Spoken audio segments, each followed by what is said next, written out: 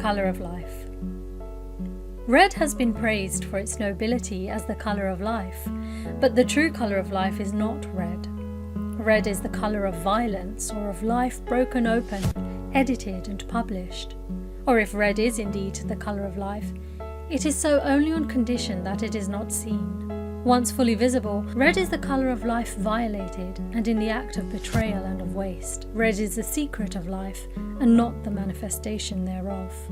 It is one of the things the value of which is secrecy, one of the talents that are to be hidden in a napkin. The true colour of life is the colour of the body, the colour of the covered red, the implicit and not explicit red of the living heart and the pulses. It is the modest colour of the unpublished blood. So bright, so light, so soft, so mingled, the gentle colour of life is outdone by all the colours of the world. Its very beauty is that it is white, but less white than milk, brown, but less brown than earth, red, but less red than sunset or dawn.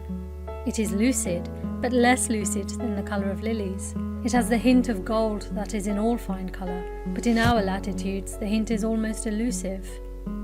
Under Sicilian skies, indeed, it is deeper than old ivory, but under the misty blue of the English zenith and the warm grey of the London horizon, it is as delicately flushed as the paler wild roses out to their utmost, flat as stars in the hedges at the end of June. For months together, London does not see the colour of life in any mass. The human face does not give much of it, what with features and beards, and the shadow of the top hat and chapeau melon of man, and of the veils of woman. Besides, the colour of the face is subject to 1,000 injuries and accidents. The popular face of the Londoner has soon lost its gold, its white, and the delicacy of its red and brown. We miss little beauty by the fact that it is never seen freely in great numbers out of doors. You get it in some quantity when all the heads of a great indoor meeting are turned at once upon a speaker, but it is only in the open air, needless to say, that the colour of life is in perfection. In the open air, clothed with the sun, whether the sunshine be golden and direct, or dazzlingly diffused in grey. The little figure of the London boy it is that has restored to the landscape the human colour of life. He is allowed to come out of all his ignominies and to take the late colour of the midsummer northwest evening on the borders of the Serpentine. At the stroke of 8 he sheds the slough of nameless colours, all allied to the hues of dust, soot and fog, which are the colours the world has chosen for its boys, and he makes in his hundreds a bright and delicate flush between the grey-blue water and the grey-blue sky. Clothed now with the sun, he is crowned by and by with 12 stars as he goes to bathe, and the reflection of an early moon is under his feet. So little stands between a gamine and all the dignities of nature. They are so quickly restored. There seems to be nothing to do, but only a little thing to undo. It is like the art of Eleonora Duse. The last and most finished action of her intellect, passion, and knowledge is, as it were, the flicking away of some insignificant thing mistaken for art by other actors, some little obstacle to the way and liberty of nature. All the squalor is gone in a moment, kicked off with the second boot, and the child goes shouting to complete the landscape with the lacking colour of life. You are inclined to wonder that, even undressed, he still shouts with a Cockney accent. You half expect pure vowels and elastic syllables from his restoration, his spring, his slenderness, his brightness and his glow. Old ivory and wild rose in the deepening midsummer sun, he gives his colours to his world again. It is easy to replace man, and it will take no great time where nature has lapsed to replace nature.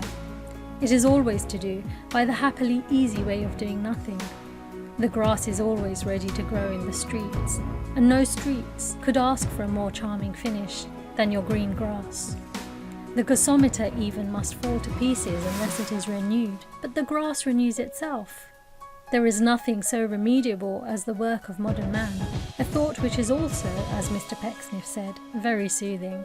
And by remediable I mean, of course, destructible. As the bathing child shuffles off his garments, they are few, and one brace suffices him. So the land might always, in reasonable time, shuffle off its yellow brick and purple slate, and all the things that collect about railway stations. A single night almost clears the air of London.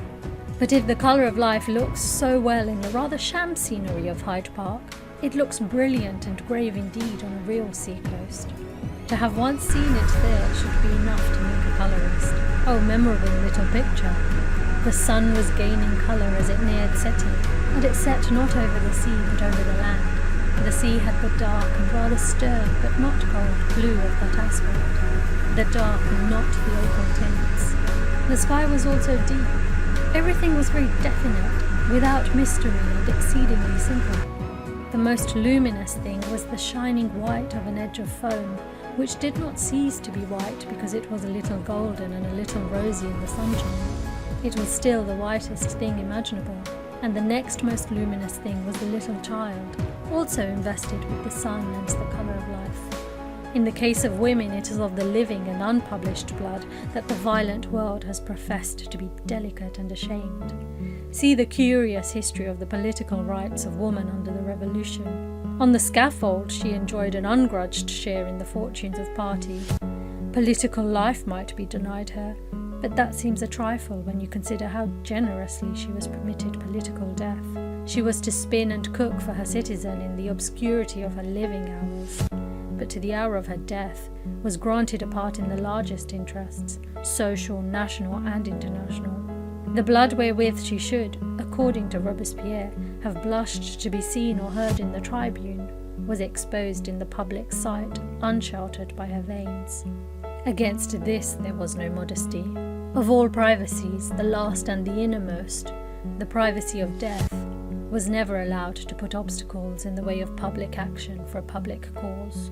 Women might be, and were, duly suppressed when, by the mouth of Olympe de Gouges, they claimed a right to concur in the choice of representatives for the formation of the laws. But in her person, too, they were liberally allowed to bear political responsibility to the Republic. Olympe de Gouges was guillotined. Robespierre thus made her public and complete amends.